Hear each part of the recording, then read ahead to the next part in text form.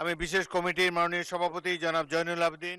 Doctor ইউনূসের অন্তর্বর্তী সরকারের সময় জারি করা ১৩৩ অধ্যাদেশ যাচাই বাছাই শেষে সংসদ সদস্য অ্যাডভোকেট জয়নুল আবেদিনের নেতৃত্বাধীন সংসদীয় বিশেষ কমিটি বৃহস্পতিবার ত্রয়োদশ জাতীয় সংসদের প্রথম অধিবেশনের সপ্তম বৈঠকে পর্যালোচনা প্রতিবেদন জমা দেয়। মাননীয় স্পিকার, এতে ১৩৩টি অধ্যাদেশের মধ্যে ৯৮টি হুবহু উত্থাপন করা হয়, ১৫টি সংশোধিত আকারে আবারও বিল আকারে আনার জন্য রাখা হয়, ১৬টি পরবর্তীতে যাচাই বাছাইয়ের জন্য রাখা হয়েছে।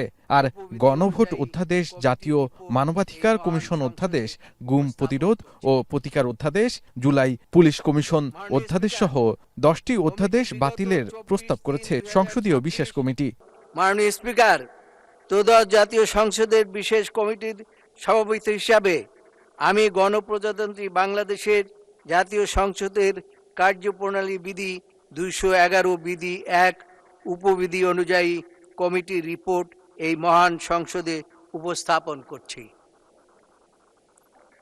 মাননীয় স্পিকার, কমিটি বিগত ২৪/৩/২০২৬, ২৫/৩/২০২৬, ২৯/৩/২০২৬ তারিখে বৈঠকে মিলিত হয়ে অধ্যাদেশগুলো প্রণয়নের ভিত্তি হিসাবে অধ্যাদেশগুলোর বিষয়বস্তু পুঙ্খানুপুঙ্খরূপে যাচাই বাছাই করেন। বাতিল হওয়া ৪টি অধ্যাদেশ হল জাতীয় সংসদ সচিবালয় অধ্যাদেশ, সুপ্রিম কোর্টের বিচারক নিয়োগ অধ্যাদেশ, সুপ্রিম কোর্ট সচিবালয় অধ্যাদেশ এবং সুপ্রিম কোর্ট সচিবালয় সংশোধন অধ্যাদেশ। এই অধ্যাদেশগুলোতে নোট অফ ডিসেন্ট দিয়েছে সরকারি দল। সিপিসির জন্য লাগতেছে ৭ লক্ষ টাকা। ত্রয়োদশ জাতীয় সংসদের প্রথম অধিবেশনের সপ্তম বৈঠক শেষে সাংবাদিকদের সরকারদলীয় চিফ হুইপ নুরুল ইসলাম মনি বলেন, ১৩৩টি অধ্যাদেশ নিয়ে যাচাই বাছাই শেষ হয়েছে। আগামী ৯ তারিখের মধ্যে পাশ করার চেষ্টা করা হবে অধ্যাদেশগুলো। বাধ্যবাধকতা আছে আমাদের ৩০ দিনের মধ্যে সংসদে বিল আকারে আনতে হবে। যদি সংসদে বিল আকারে না আসে তাহলে এটা এমনি ল্যাপস হয়ে যাবে, নর্মালি ল্যাপস হয়ে যায়। আর যদি এরপরে একটা মাননীয় স্পিকার এটাকে মানে খণ্ড করে আপনার ওনার স্পেশাল পারমিশনে এটা যদি কন্টিনিউ করে আমরা প্লেস করে রাখলাম, কন্টিনিউ করে তাহলে উনি কন্টিনিউ করতে পারেন। তো সেক্ষেত্রে সিদ্ধান্ত হবে আগামী রোববারই আমরা কেউ জানতে পারবো যে আমরা আসলে একচুয়ালি করবো।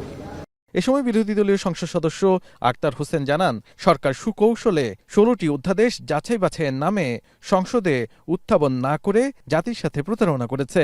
এই গুম বিষয়ক যে অধ্যাদেশ, সেখানে সে কথাগুলো আছে, সেটা একটা প্রতিরোধ এবং প্রতিবিধানের বিধানগুলো সেখানে সন্নিবেশিত করা হয়েছে।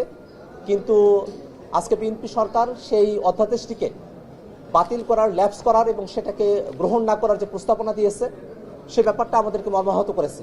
এদিকে গণভোটের রায় কার্যকর ও জুলাই সনদ বাস্তবায়নের দাবিতে শনিবার বিক্ষোভ মিছিলের ঘোষণা দিয়েছে ১১ দল। আর রোববার পর্যন্ত সংসদ মুলতবি রাখা হয়েছে। জুলাই সনদ বাস্তবায়ন ইস্যুতে রোববার অধিবেশনের ফের আলোচনা হওয়ার কথা রয়েছে। শাহাদাত তফসো, এখন, ঢাকা।